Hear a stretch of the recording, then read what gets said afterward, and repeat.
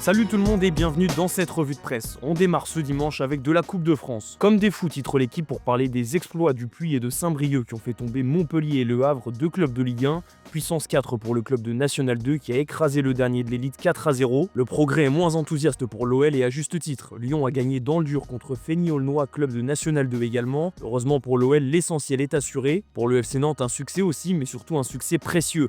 Happy end pour Antoine Comboiré qui a vécu une semaine mouvementée. Son avenir a été au cœur des discussions et finalement la direction nantaise a décidé de le conserver, ce qui pouvait étonner vu le nombre de coachs qu'a eu Nantes ces dernières saisons. Cet après-midi, c'est l'OM qui entre en piste sur la pelouse de l'AS Saint-Etienne. Petite surprise à venir dans la compo de Roberto De Zerbi avec Geoffrey Delange qui pourrait faire ses débuts officiels sous le maillot de l'OM. Rouli serait affaibli physiquement, donc De Zerbi va changer de gardien. En parlant des gardiens de but, l'équipe fait le point sur le dossier d'Idjo Donnarumma. Entre sa blessure récente et les titularisations de Safonov qui lui ont fait mal, le gardien italien n'était pas certain pour son avenir. Le quotidien explique ce dimanche que Donnarumma privilégie tout de même un futur au PSG, mais la prolongation de contrat est loin d'être assurée. Paris ne veut pas le prolonger aux mêmes conditions, on pourrait retrouver un salaire variable, donc ce dossier risque de prendre du temps. Achraf Hakimi, lui, n'a pas de souci à se faire concernant son avenir, comme l'explique le Parisien. L'international marocain est le nouveau patron du PSG cette saison. Sur le terrain, Hakimi est le meilleur. En dehors, il a pris un nouveau rôle qu'il gère parfaitement pour le moment. Et d'ailleurs, on vous a fait une vidéo sur notre chaîne secondaire pour parler de sa prise de pouvoir. Ce soir, le PSG se déplace à Lens en Coupe de France. C'est le choc de ce premier tour pour les clubs de Ligue 1.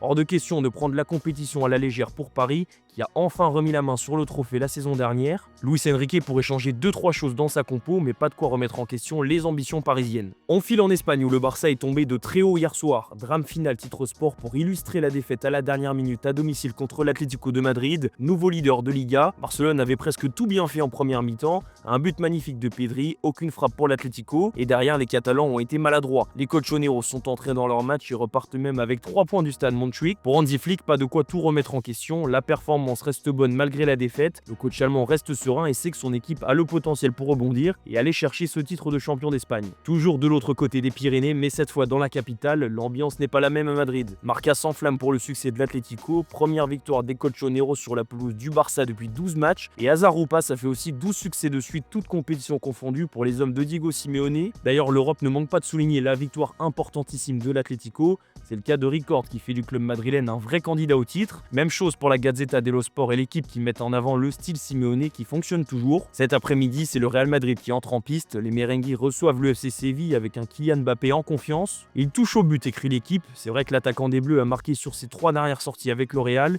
il retrouve petit à petit ses sensations. Une mauvaise nouvelle pour Jesus Navas, le légendaire défenseur sévillan qui va devoir se coltiner le capitaine des Bleus pour son dernier match pro. À 39 ans, l'ancien de Manchester City prend sa retraite. Un dernier mot sur le Barça, mercato cette fois. Hier, Joan Laporta a fait une grosse déclaration sur le dossier Nico Williams qui a été associé au club catalan pendant très longtemps cet été. Nous n'avons jamais dit que nous allions le signer, mais que nous pouvions faire une opération de ce volume, a lâché le président du Barça, sauf qu'en fait, l'opération de ce volume en question, c'était le transfert de Dani Olmo. On va en Angleterre où, comme chaque dimanche depuis plus d'un mois, Manchester City fait la une des tabloïds et pas pour la bonne raison. Cette fois, c'est Erling Haaland qui est pointé du doigt. L'attaquant norvégien est le symbole de la descente aux enfers des Sky Blues, encore battu hier après-midi à Aston Villa. Haaland n'a pas marqué, il n'a pas pesé non plus. Pep Guardiola, lui, ne trouve toujours pas la solution et ça devient très inquiétant pour Manchester City. D'ailleurs, le Daily Mirror explique que si Guardiola parvient à relancer cette équipe et en refaire la machine qu'elle était avant, ça serait son plus bel exploit avec City. C'est dire le niveau de la tâche. Pendant ce temps, Arsenal va mieux et Gabriel Jesus aussi.